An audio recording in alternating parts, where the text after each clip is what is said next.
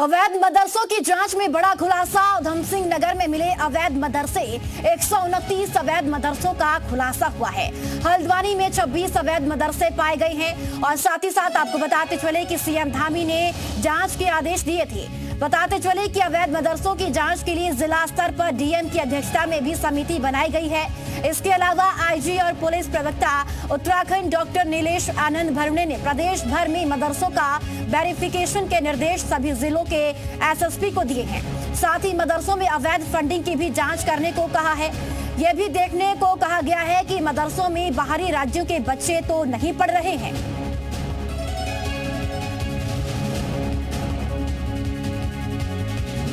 उधम सिंह नगर में अवैध मदरसे पाए गए हैं। 129 अवैध मदरसों का जांच में खुलासा हुआ है। और चलिए ज्यादा जानकारी के साथ जी मीडिया संवाददाता राम मनोज जुड़ चुके हैं।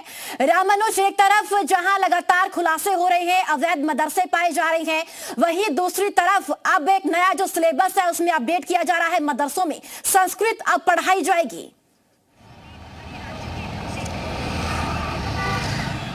देखिए, मुख्यमंत्री पुष्कर सिंह धामी ने कुछ दिनों पहले ये दिशा निर्देश जारी किया था कि प्रदेश में जितने भी मदरसे चल रहे हैं उनकी बाकायदा सर्वे कराई जाए, जांच कराई जाए, किस तरह के वो मदरसे चल रहे हैं, उनका दस्तावेज कैसे है, उनकी फंडिंग कहां से है।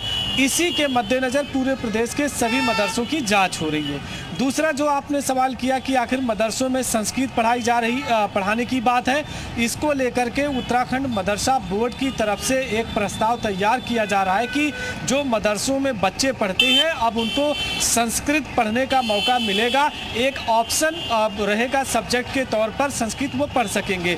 लेकिन इस संस्कृत के चैप्टर में क्या क्या शामिल होगा और उसमें जो वो पूरा पाठ्यक्रम होगा, कौन कौन सी स्टोरी शामिल की जाएगी और वो जो पूरी किताब बनेगी संस्कृत की वो किस तरह से होगी, उसको लेकर के विचार मंथन चल रहा है। मदरसा बोर्ड ने कहा कि बाकायदा संस्कृत विभाग के साथ में एक करार किया जाएगा कि जो संस्कृत की किताब बनेगी उसमें कैसी कैसी स्टोरी, कैसे उसके पाठ उसमें शामिल होंगे, उसको लेकर के विचार मंथन होगा। तो दो प्रमुख बातें हैं। एक तरफ सरकार प्रदेश के मदरसों की जांच करा रही है ताकि ये पता चल सके कि कितने जो मदरसे चल रहे हैं वो रजिस्टर्ड हैं और कौन से मदरसे बिना रजिस्ट्रेशन के चल रहे हैं। दूसरी बात, मदरसों के पाठ्यक्रम को लेकर के मदरसा बोर्ड अपना काम कर रहा है। लेकिन इन सब के बीच सबसे बड़ी बात यही है कि चाहे वो देहरादून है या उधम सिंह नगर, हरिद्वार और रामनगर, इन जैसे क्षेत्रों में कई ऐसे स्थानों पर मदरसे चल रहे हैं जो जिनका भी रजिस्ट्रेशन नहीं हुआ। तो सरकार उस जांच की रिपोर्ट पर आगे कार्रवाई भी कर सकती है और साथ में मदरसों को रजिस्ट्रेशन के लिए बिल्कुल आने वाले समय भी और भी कई बड़े खुलासे हो सकते हैं। फिलहाल बहुत शुक्रिया राम मनोज आपका जानकारी के लिए।